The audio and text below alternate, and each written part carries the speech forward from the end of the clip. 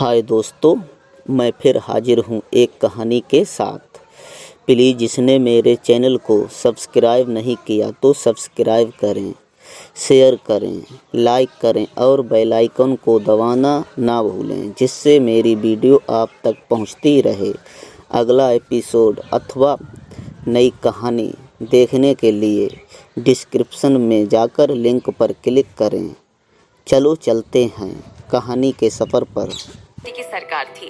उस समय के सबसे बड़े दिग्गज नेता हेमवती नंदन बहुगुणा को हराने के लिए अमिताभ बच्चन को चुनावी रैली में लाया गया। इसे देख चुनाव आयोग को लगा कि फिल्मों के अभिनेता से मतदाताओं पर गलत प्रभाव पड़ेगा और लोग दूसरी पार्टी के लिए प्रभावित हो सकते हैं। इसीलिए उन्होंने अमिताभ बच्चन की सारी फिल्मों को दूरदर्शन पर प्रसारित होने से रोक लगा दिया था। On election duty. हम चर्चा को निर्वाध बड़ी या लापरवाही होती है तो इसकी पूरी जिम्मेदारी पीठासीन अधिकारी की होती है। पीठासीन अधिकारी के नीचे 3 और अधिकारी होते हैं जिनके बारे में हम आगे जानेंगे। जैसे ही पीठासीन अधिकारी को चुनाव केंद्र आवंटित होता है, वैसे ही इनका मुख्य काम होता है अपने तीनों अधिकारी से एक दूसरे का परिचय कराना और चुनावी स्थान पर समय पे सारी सामग्री और अपने अधिकारी के साथ पहुंच जाना। जब किसी चुनाव केंद्र पर चुनाव चल रहा होता है तो उस समय इनका मुख्य काम सभी मतदाताओं को क्रम से पंक्ति में वोट देने के लिए भेजना होता है और साथ ही साथ इन्हें मतदाताओं के उंगली पे लगी स्याही चेक करना और समय समय पर ईवीएम में दर्ज मतों की संख्या को मतदान रजिस्टर से मिलाना होता है। हर 2 घंटे पर पीठासीन अधिकारी को डायरी में सभी कुल मतों को लिखना होता है, जैसा कि सही समय पर चुनाव शुरू करना, सही समय पे बंद करना और वहाँ के मतदाताओं का मतदान का ब्यौरा रखना, किसी प्रकार की अशांति न फैलाना, उपद्रवी लोगों को वोटिंग सेंटर से दूर रखना और अगर किसी प्रकार का खतरा महसूस हो तो तुरंत ही अपने रिटर्निंग ऑफिसर को खबर देना। साथ ही साथ ईवीएम मशीन और अपने अधिकारियों को सुरक्षित रखना। ये तो बात हो गई हमारे पीठासीन अधिकारी की। अब इनके नीचे आते हैं 3 पोलिंग एजेंट, जिसे हम P1, P2 और P3 के नाम से जानते हैं। इन्हें हम पोलिंग अधिकारी के नाम से भी जानते हैं। चलिए अब इनके बारे में भी हम कुछ जान ही लेते हैं। पोलिंग अधिकारी और पीठासीन अधिकारी दोनों का काम लगभग एक जैसा ही होता है।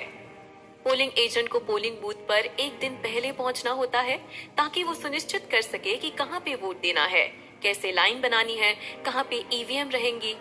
इन सभी चीजों के बारे में जानना और उनको सही जगह पर लगाना ये पोलिंग एजेंट का काम होता है। इसके अलावा चुनाव शुरू होने से पहले ईवीएम मशीन को DRCC से लाना और चुनाव खत्म हो जाने के बाद ईवीएम मशीन को DRCC में सुरक्षित ले जाकर जमा कराना, ये भी जिम्मेदारी पोलिंग एजेंट्स की ही होती है। आम चुनाव। नई लोकसभा अथवा विधानसभा गठित करने के लिए होने वाले चुनाव को आम चुनाव कहा जाता है। उपचुनाव। यदि किसी समय लोकसभा अथवा विधानसभा के कार्यकाल के बीच किसी सदस्य की मृत्यु अथवा त्याग पत्र देने से स्थान खाली होता है तो उस स्थान या सीट के लिए होने वाले चुनाव को उपचुनाव कहते हैं। मध्यावधि चुनाव।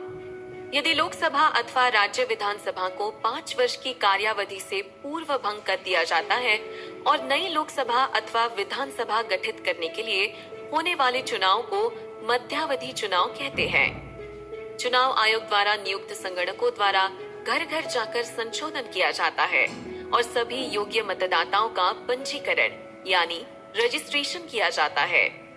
किसी भी व्यक्ति को मतदाता के रूप में पंजीकृत किया जा सकता है यदि वह निम्न योग्यताएं पूरी करता है। वह भारत का नागरिक हो, उसकी आयु 18 वर्ष की हो, वह उस चुनाव क्षेत्र का निवासी हो। चुनाव चिन्ह आवंटित करना। राजनीतिक दलों के पास निर्वाचन आयोग द्वारा आवंटित चुनाव चिन्ह होते हैं। उदाहरण के लिए भारतीय राष्ट्रीय कांग्रेस का चुनाव चिन्ह हाथ है, भारतीय जनता पार्टी का कमल तथा बहुजन समाज पार्टी का चुनाव चिन्ह हाथी है। ये चुनाव चिन्ह निम्नलिखित कारणों से महत्वपूर्ण है। यह निरक्षर मतदाताओं के लिए महत्वपूर्ण एवं सहायक होते हैं जो उम्मीदवारों के नाम नहीं पढ़ सकते। यह एक ही नाम वाले दो उम्मीदवारों के बीच अंतर यानी भेद करने में भी सहायक होते हैं। चुनाव करवाने वाले अधिकारी।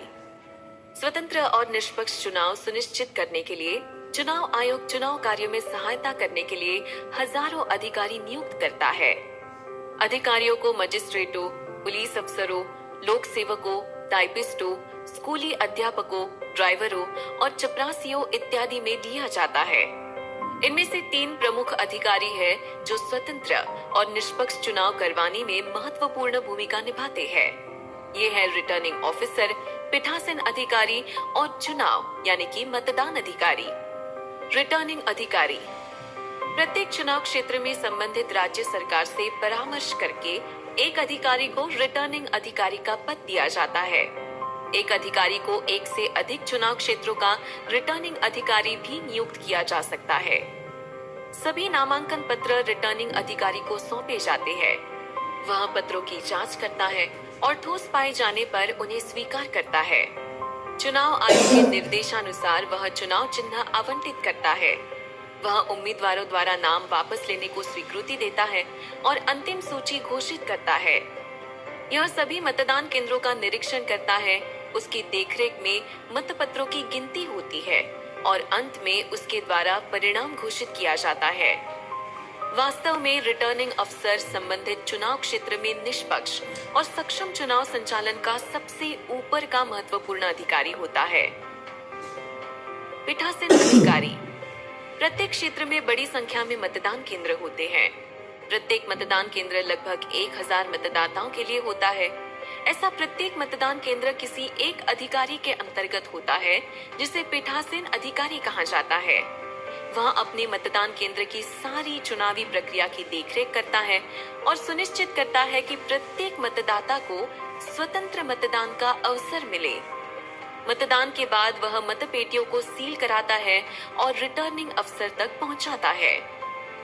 चुनाव अधिकारी प्रत्येक पीठासीन अधिकारों की 3 अथवा 4 चुनाव अधिकारी सहायता करते हैं।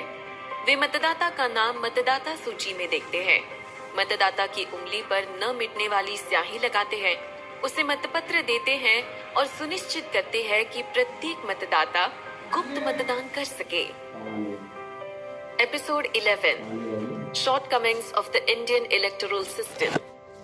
हम चर्चा कर रहे हैं भारतीय चुनाव प्रक्रिया के बारे में। इससे पहले होती है और जैसे हम जानते हैं हर अच्छी चीज के साथ कुछ बुरी चीजें भी जुड़ी होती है। तो चलिए इसमें हम जानेंगे वो कमियां जो कि चुनाव प्रक्रिया में देखी गई है और उन्हें दूर करने की आवश्यकता है। आज प्रत्यक्ष लोकतंत्र का युग है जिसमें जनता अपने प्रतिनिधियों का चुनाव करती है। वे प्रतिनिधि शासन चलाते हैं। इस प्रकार लोकतंत्र में चुनाव का होना जरूरी है और समय समय पर चुनाव भी होते हैं। लेकिन चुनाव में उम्मीदवार और उनके समर्थक ईमानदारी, नैतिकता और अखंडता के साथ काम नहीं करते हैं और खुद को सफल बनाने के लिए कई तरीकों का सहारा लेते हैं, जो चुनाव और लोकतंत्र के उद्देश्य को बर्बाद करता है और जिसके कारण उचित प्रतिनिधियों का चुनाव नहीं कर पाते हैं। किसी भी देश में लोकतंत्र को जीवित और सफल बनाए रखने के लिए जरूरी है कि चुनाव निष्पक्ष तरीके से ही हो और इसमें भ्रष्टाचार बिल्कुल भी शामिल न हो। जैसा कि हम सब जानते हैं कि भारत एक लोकतांत्रिक देश है, वही भारत की चुनाव प्रणाली और चुनाव में खामियां भी है। आइए उन पर थोड़ा प्रकाश डालते हैं। पहली खामियां आती है सदस्यता चयन पत्र पर। भारत में चुनाव प्रणाली का सबसे बड़ा दोष है कि निर्वाचन क्षेत्र से उम्मीदवार जो सबसे अधिक वोट प्राप्त करता है वह चुनाव जीतता है, चाहे कोई भी कितना भी विरोध क्यों ना करे। हारने वाले उम्मीदवार को मिले वोटों की संख्या जीतने वाले उम्मीदवारों को मिले वोटों की संख्या से अधिक होती है। तभी उसे सरकार बनाने का मौका मिलता है। जिसके पास देश के अधिकांश मतदाता का मत प्राप्त होता है वे चुनाव जीत जाते हैं। पिछले आम चुनाव ने साबित कर दिया है कि कांग्रेस ने बहुमत हासिल नहीं होने के कारण संसद में बड़ी संख्या में सीटें हारी है। यही बात 1971 के चुनाव में भी हुई थी, जब कांग्रेस को 350 सीटें मिली थी लेकिन कुल मतदाताओं का बहुमत नहीं मिला था। इस प्रकार यह साफ है कि कांग्रेस सत्ताधारी पार्टी रही है। इसके बावजूद पहले 5 चुनावों में एक बार भी कांग्रेस को कुल मतदाताओं का बहुमत नहीं मिला। 1977 के लोकसभा चुनाव में जनता पार्टी ने केवल 43.17% मतों के साथ पूरी बहुमत हासिल की। 1980 के चुनाव में कांग्रेस को 353 सीटें मिली, जबकि उसका वोट प्रतिशत 42.7 था। इसी तरह 1984 में कांग्रेस ने 415 सीटों के साथ बड़ी सफलता हासिल की, लेकिन उसे कुल मतों का केवल 48.1% ही प्राप्त हुआ था। दूसरी खामियां आती है भ्रष्ट आचरण। चुनाव प्रणाली का एक सबसे बड़ा दोष यह है कि उम्मीदवार और राजनीतिक दल चुनाव जीतने के लिए भ्रष्ट आचरण का सहारा लेते हैं। यह सच है कि हर उम्मीदवार को चुनाव खर्च का हिसाब रखना पड़ता है और चुनाव के खत्म होते ही 1 महीने के अंदर चुनाव खर्च का हिसाब जिला चुनाव आयोग को देना होता है। जैसा कि जिला चुनाव आयोग ने कहा भी था, मानव खर्च के लेखांकन के बारे में वर्तमान के 2 मुख्य आरोप है। पहला, हिसाब देने का समय अधिसूचना की तारीख से लेकर चुनाव परिणाम घोषित करने की तारीख तक सीमित थी। यदि चुनाव प्रचार और भाषण के संबंध में मतदाता पर खर्च किए गए राशि के विवरण देने के लिए समय का कोई महत्व है, तो यह स्पष्ट है कि उम्मीदवार को चुनाव के संबंध में और चुनाव व्यवस्था पर खर्च किए गए रुपयों का विवरण देना होगा। दूसरा, यह माना जाता है कि राजनीतिक दलों को उनके खर्च के विवरण में शामिल नहीं किया जाता है, जबकि संगठित राजनीतिक दलों को चुनाव के दौरान भी चुनाव प्रचार पर खर्च करने से नहीं रोका जा सकता है। इसलिए उनके लिए भी यह अनिवार्य किया जाना चाहिए कि वे अपने उम्मीदवार के पक्ष में किए गए खर्च का हिसाब रखें। लोकसभा चुनाव लड़ने के लिए न्यूनतम 50 लाख रुपए की आवश्यकता होती है और अक्सर 1 करोड़ रुपए खर्च किए जाते हैं।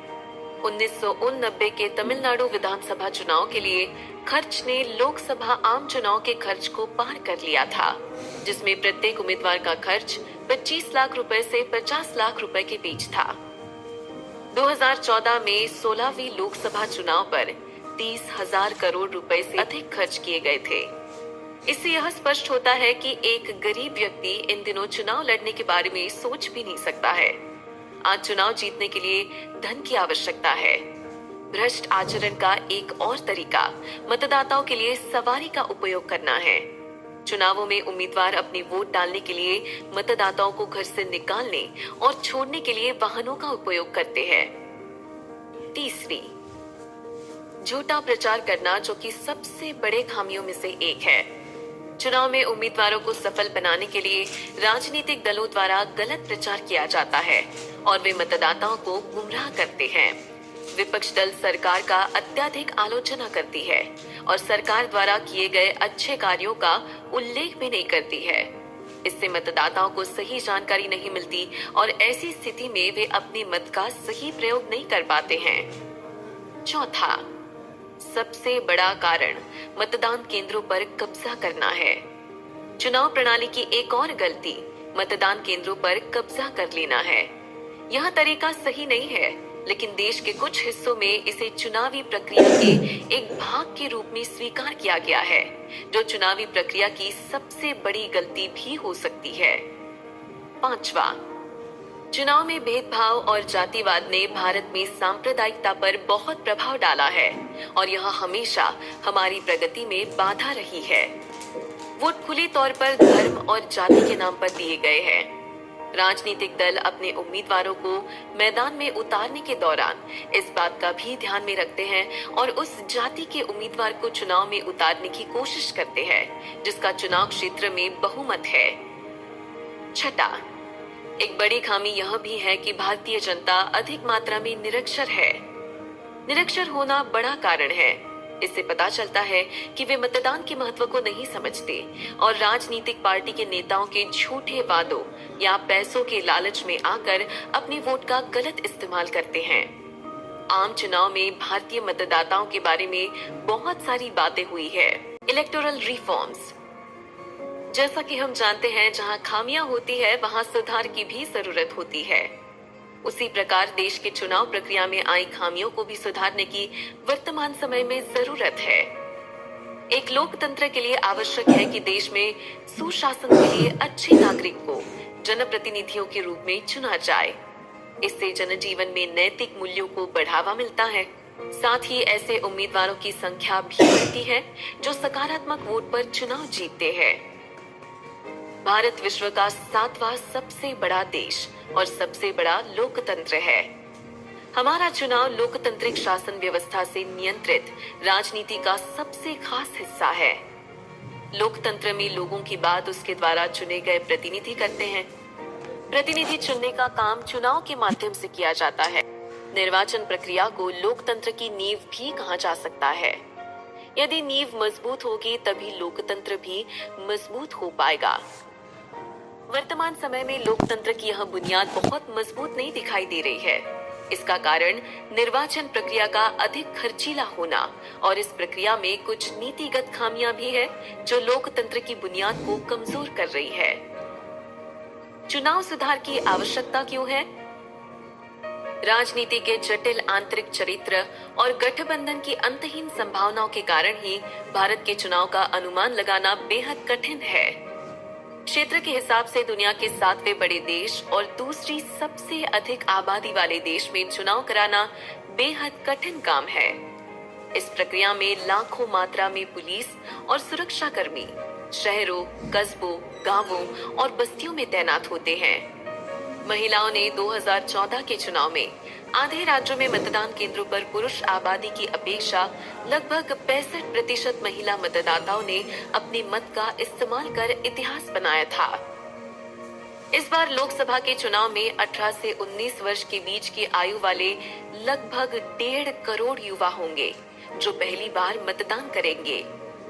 यह चुनाव आयोग के सामने बिल्कुल नई चुनौती होगी क्योंकि पुराने मतदाताओं की तुलना में यह वर्ग अधिक शिक्षित और तकनीक से युक्त है। इतना ही नहीं, अब चुनाव आयोग को चुनाव प्रचार की तेजी से बदलती शैली से भी जूझना होगा। पहले के चुनाव में पोस्टर, बैनर का इस्तेमाल आम बात थी, पर अब लगभग 50 करोड़ हिंदुस्तानियों के पास स्मार्टफोन है और इतने ही लोग इंटरनेट का उपयोग करते हैं। लगभग 30 करोड़ लोग फेसबुक पर है, लगभग 20 करोड़ लोग व्हाट्सएप पर और तकरीबन 3 करोड़ लोग ट्विटर पर है। राजनीति को प्रभावित करने वाली चुनौतियां। प्रत्येक निर्वाचन क्षेत्र में एक उम्मीदवार को चुनाव प्रचार, ट्रांसपोर्ट पर लाखों रुपए खर्च करनी पड़ती है। चुनाव आयोग की गाइडलाइन के अनुसार अरुणाचल प्रदेश, गोवा और सिक्किम को छोड़कर सभी राज्यों में एक उम्मीदवार चुनाव प्रचार के लिए अधिकतम 70 लाख रुपए खर्च कर सकता है। पिछले कुछ वर्षों में कानून में लिखे खर्च और असल खर्चों के बीच अंतर काफी बढ़ा है। राजनीति को प्रभावित करने वाली प्रमुख चुनौतियां जैसे जातिवाद। ऐसे कई राजनीतिक दल हैं जो विशेष जाति या समूह से आते हैं। ये जाति समूह पार्टियों पर भी दबाव डालते हैं कि उन्हें जाति और क्षेत्र की संख्या के मुताबिक टिकट दिए जाएं। जाति आधारित राजनीति देश की बुनियाद और एकता पर एक गलत असर डाल रही है और आज जातिवाद चुनाव जीतने में प्रमुख कारण बनी हुई है तथा अक्सर उम्मीदवारों का चयन उपलब्धियों, क्षमता और योग्यता के आधार पर न होकर जाति और समुदाय के आधार पर होता है। सांप्रदायिकता व राजनीति में नैतिकता की कमी। स्वतंत्रता के बाद सांप्रदायिकता व धार्मिक कट्टरवाद की राजनीति के कारण सांप्रदायिक ध्रुवीकरण, बहुलवाद व पंथ निरपेक्षता के लिए गंभीर खतरा पैदा किया है। राजनीतिक दलों में सेवा मूल्यों व निस्वार्थ कर्तव्य की भावना न होने से आम मतदाताओं का राजनेताओं पर से विश्वास उठ गया है। स्वतंत्र एवं निष्पक्ष चुनाव किसी भी लोकतांत्रिक राष्ट्र के लिए सुशासन की जरूरी अवधारणाओं में शामिल है। भारत में चुनाव प्रणाली को महत्व प्रदान करते हुए इसमें सुधार हेतु समय समय पर कई समितियों का गठन किया गया। तारकुंडे समिति, दिनेश गोस्वामी समिति, इंद्रजीत गुप्त समिति तथा के संतानम समिति चुनाव सुधार के लिए लाए गए कुछ प्रमुख समितियों के उदाहरण है। इनकी प्रमुख सिफारिशों को निम्नलिखित रूप में देखा जा सकता है। वयस्क मताधिकार की आयु को 21 वर्ष से घटाकर 18 वर्ष करना। इसे संविधान के 61वें संशोधन द्वारा स्वरूप प्रदान किया गया। निर्वाचन के लिए अधिकतम खर्च किए जाने वाली राशि का निर्धारण करना। राजनीतिक दलों द्वारा उम्मीदवारों के चुनाव व्यय का लेखा जोखा प्रस्तुत करना, चुनाव प्रत्याशी एक निश्चित नामांकन राशि जमा करें, कैप्चरिंग तथा बोगस वोटिंग जैसी समस्याओं को दूर करना और फिर से मतदान की व्यवस्था करना, मतदान के लिए इलेक्ट्रॉनिक वोटिंग मशीन यानी ईवीएम उसका इस्तेमाल हो, निर्वाचन में शामिल होने वाले उम्मीदवारों के लिए न्यूनतम गुण की व्यवस्था, सभी राजनीतिक दलों का निबंधन, समय समय पर निर्वाचन क्षेत्रों का परिसीमन तथा निर्वाचन मंडलों के अंदर आने वाले लोगों के नाम को अपडेट किया जाए। विधि आयोग ने राइट टू रिकॉल के अधिकार की मांग तथा उपर्युक्त में से कोई नहीं, नोटा की सिफारिश। विधि आयोग ने देश की वर्तमान आर्थिक दशा को देखते हुए सरकार की ओर से चुनावी खर्च का भी समर्थन नहीं किया है। चुनाव सुधार के लिए प्रमुख कदम। सन 1989 में मतदान करने की उम्र को 21 वर्ष से घटाकर 18 वर्ष कर दिया गया था, जिससे मतदाताओं की संख्या में वृद्धि हुई एवं युवा प्रतिनिधित्व को भी बढ़ावा मिला। चुनावी खर्च सीमा में बढ़ोतरी कर चुनाव आयोग ने प्रत्याशियों के लिए न्यूनतम खर्च सीमा में वृद्धि कर व्यवहारिक खर्चों की राह को आसान किया। चुनाव आयोग ने चुनाव प्रचार की सीमा को 3 सप्ताह से घटाकर 2 सप्ताह कर दिया है। चुनाव को अपराधीकरण से मुक्त करने के लिए आयोग ने अदालत द्वारा 2 वर्ष से अधिक की सजा पाए आरोपियों के चुनाव लड़ने पर रोक लगाने का काम किया है। आयोग ने आईटी क्षेत्र की मदद से पोलिंग की निगरानी, पार्टियों के बैंक खातों के निरीक्षण, मतदाता प्रतिशत बढ़ाने के लिए मतदाता जागरूकता अभियान भी चलाया है। चुनावों के दौरान एग्जिट पोल पर रोक लगाना, पोलिंग के लिए ईवीएम मशीन के प्रयोग तथा फोटो युक्त मतदाता सूची ने भी मतदान प्रक्रिया में गड़बड़ी की संभावनाओं को कम किया है। ये थे कुछ डिटेल्स इलेक्शन प्रोसेस के बारे में जो हमें जानना बहुत जरूरी है, ताकि हम अपने देश के चुनावी तारीखों को अच्छे से जान पाए और उसमें क्या कमियां हैं, क्या अच्छाइयां हैं और उसे कैसे कैसे संपन्न किया जाता है, इन सभी के बारे में अच्छे से सीख पाए। उम्मीद है हमारे द्वारा दी गई जानकारी आपको पसंद आई होगी। धन्यवाद।